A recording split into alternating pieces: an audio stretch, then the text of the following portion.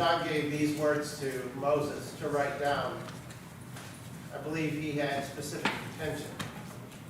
I believe that not only did he want the nation of Israel to remember, but I believe he wants us to remember as well. So when I read these words, listen closely. Beginning with verse 1.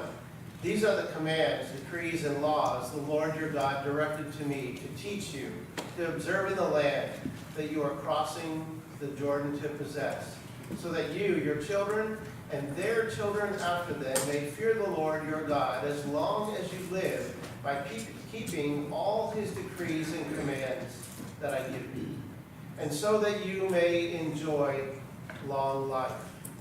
Hear, O Israel, and be careful to obey, so that it may go well with you, and that you may increase greatly in the land, flowing with milk and honey, just as the Lord, the God your fathers, promised you.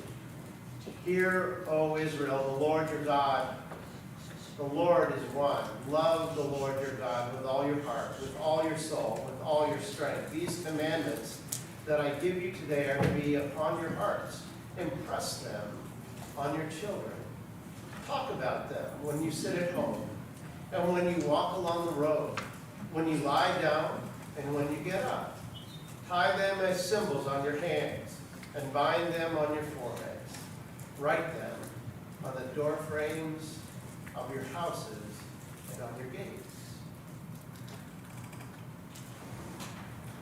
You know, I thank Ginger for taking some of the information and giving you a little background on Memorial Day before the message this morning, because that's what I want to talk about. I don't know if you knew before Ginger had said, but Memorial Day actually started because of the Civil War.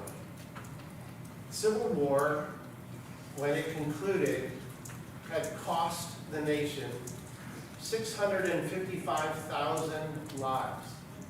655,000 lives. Now, to put that into perspective, out of the entire population of the United States at that time, that was 2.1% of all individuals who were living in the United States at that time. No other war has cost us even 0.5% of our population. No other war has ever cost us that many lives. In fact, taking into consideration all of the wars that the United States has fought in, that America has been involved in, all of the wars, 49% of all casualties in all of the wars happened in just 4 years during the Civil War. In just 4 years. That's taking all the way from the Revolutionary War to present day. So the carnage, the death, the devastation that happened in 4 years, not with a warring nation, but amongst ourselves, for the fight for freedom, has cost us more than any other war in the history of the United States. There wasn't a cemetery, practically a cemetery in the entire U.S. at the time, that did not have a Civil War veteran who was buried there. And so, in May of 1965, a pharmacist in Waterloo, New York said, we ought to do something. We ought to do something to remember those who died, who lost their lives because of this bloody conflict. And so he contacted a veteran, a brigadier general who had moved to the Waterloo area, and asked him to help him organize some sort of commemoration. That next May 5th of 1866, the entire town of Waterloo and Seneca Falls, which is next door, gathered, set all of their flags at half-staff, all the businesses closed, and they went to the 3 cemeteries in the area who had Civil War dead in them. They decorated the graves. They had a commemoration. They had a band there. They honored those who had died. And every year since then, there's been a celebration in Waterloo, New York, on Memorial Day. It became a national holiday in 1966. But you know, when I was growing up, Memorial Day didn't mean a whole lot to me. Because in my family, I didn't have anyone or know of anyone in my family who had died in a war. In fact, I didn't know anyone in my family, immediate family or otherwise, that actually served in a wartime period. But I knew of one man. You see, I've already let you know that I enjoy going to cemeteries, and even when I was younger, I used to go to the cemetery in Ridgeway. And along the back edge of that cemetery, right up against the woods, almost in the woods, was a headstone for a man named Sergeant Isaiah E. Davis. On his headstone, it says that he served in Company I of the 105th Pennsylvania Volunteers. I used to go to that headstone often. In fact, it was a meeting place for me and my girlfriend who lived on the other side of the cemetery. And I often used to say that I was a relative, or wished to be a relative of Isaiah Davis. Now, my name wasn't Davis. And I didn't know much about him, other than the fact that he actually wasn't interred there. He'd been killed in Petersburg, Virginia, on June 19, 1865. But his wife was buried there. And his daughter, who was born 6 months after he was killed, was buried in the same plot. And I remembered Isaiah Davis's name. And I went there often, just because it was something that connected me in some way to Memorial Day. Well, years later, I was asked to speak at a Memorial Day commemoration in Tioga County, in their cemetery, where I actually do have relatives buried. And I thought, you know what? I wonder if there's information about Isaiah Davis that I could find out. And so I did a little digging, because by now you can actually get information on the internet. And I found out some very interesting facts. And those facts I've been able to even dig deeper into for this morning. You see, Isaiah Davis wasn't born in Bell County. Isaiah Davis was actually born in Jefferson County. He was actually born in Clover Township of Jefferson County.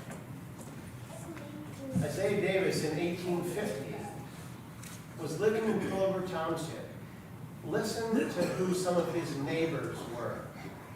David Vandervoort, Adam Brocious, John and Jacob Petrick, Christopher Barr, Andreas and William Old, Nathan and Hiram Carrier. Any of those names ring a bell? I mean, you may not know them personally, because we're back a few generations from you guys. Carries. One is Vandervoort and the other one's Carrier. Right, and there's another one is Old. So Isaiah Davis joined the 105th Infantry, which was mustered in Brookville. He signed up October 5th, 1861, and he served until the day he was killed in 1864. He survived Gettysburg. The 105th was there, the bloodiest conflict in all of the Civil War. 51,000 casualties in 3 days on the battlefield in Gettysburg. But you know something? What was interesting to me is the connection to here. Because I don't know who's the oldest person who's in this room at this time. I'm not going to ask. But in digging a little deeper, I found this information in a history book, The History of Jefferson County, 1888. Listen to this. About 50 years ago, and it was written in 1888, so we're now in 1838. And about 50 years ago, in 1838, Salem Church on the Holt Farm in Beaver Township was the only Methodist church in that section of the county. But from the influence of the work done there, much good has been effected. And the result has been the erection of 4 elegant church edifices, while the church in the county has been benefited and strengthened.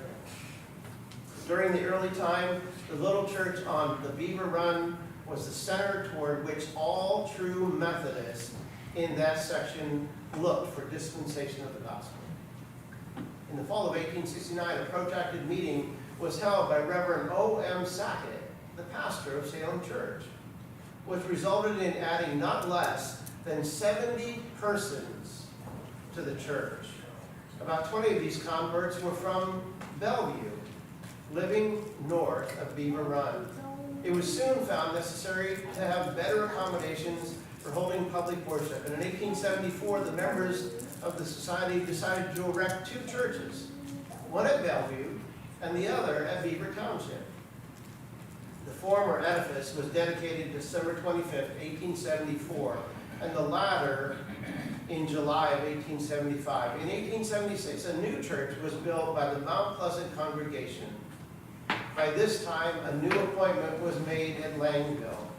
These appointments were all connected with the Troy Circuit, but at the annual session of the Erie Conference in 1876, the Bellevue, Mount Pleasant, Salem, or Beaver Township, and the Langville societies were detached from Troy and formed the Bellview Charge.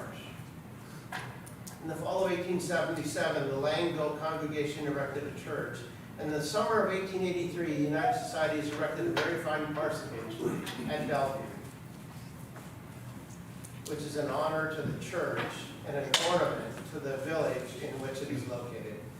Since the formation of Bellview Charge, it has been efficiently served by the following pastors: Reverends Laverty, Burns, Jones, Talbot, Hovas, and Holt. The present incumbent is the Reverend R.M. Felt, whose pastorate commenced in the fall of 1886. I wonder how many of you knew that. I wonder how many of you knew the history of the building that you're sitting in. I wonder how many of you knew the history of the charge that you're a part of. I wonder if you knew that there was actually a town called Bellevue in this county. There was. It's actually, the center of that town is right where Judy Dinger's house is, in Stanton. That's where it is. That crossroads there was where Bellevue, the town, was. It's now what we call Stanton, or that area. The church that's mentioned here, Salem Church, is actually the predecessor to Cliff. That church was where this started.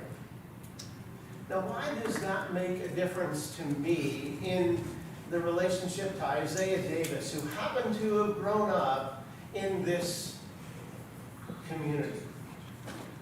Because Isaiah Davis, the day he died, there wasn't a battle happening. The day he died, there wasn't a conflict going on. In fact, the 2 days before was the actual Battle of Petersburg from June 15th to June 18th.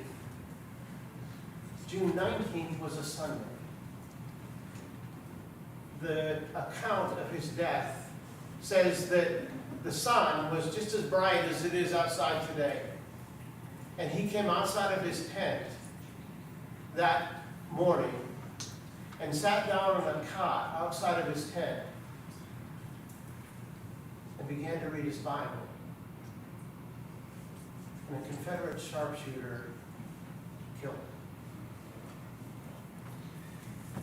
Isaiah Davis died not in conflict, not in combat, but because he was sitting outside of his tent reading his Bible.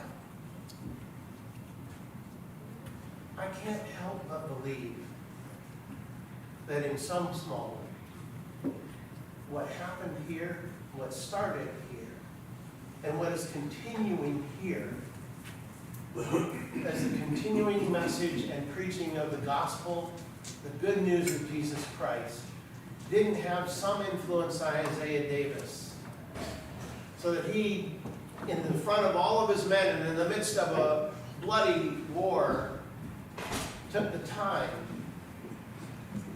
to take his Bible out and read it. And how I, of all people, end up finding his stone and somehow being connected to it. You know, we often think of things being coincidental. I don't see any of that. I believe that God has a purpose and God works a plan in all of our lives. That the dots connect. And these dots connect coming forward all the way to us. Our ancestors have left a legacy. Not only those who died in war to protect our liberties, but those who fought to have the freedom to build a church, to put together a congregation, to proclaim the good news of Jesus Christ, to continue to proclaim that message today. And we have a legacy to continue on. Because we are the bearers of that good news now. We don't know. We don't know what our influence may have on the next generation. We don't know who may, out of this congregation, go on to influence someone else. But every person is important. And everyone needs to know that Jesus Christ is the one who has sacrificed his all so that we might have a relationship with him. I find it incredible to me that as we look through and to our past for inspiration, that we can continue to find things that speak to our lives, continue to find things that tell us that God is faithful, even in the midst of all the struggles that we go through. God continues to be faithful. Let us pray. Heavenly Father, I thank you this morning for Isaiah Davis. I thank you for his testimony that he is bringing to bear even now, so many years later. I thank you for how it continues to witness to us, to your faithfulness. No matter what we're going through, no matter how difficult the situation is that we're in, Father, help us to see the relationship with you is vital and is important and is in life sustaining.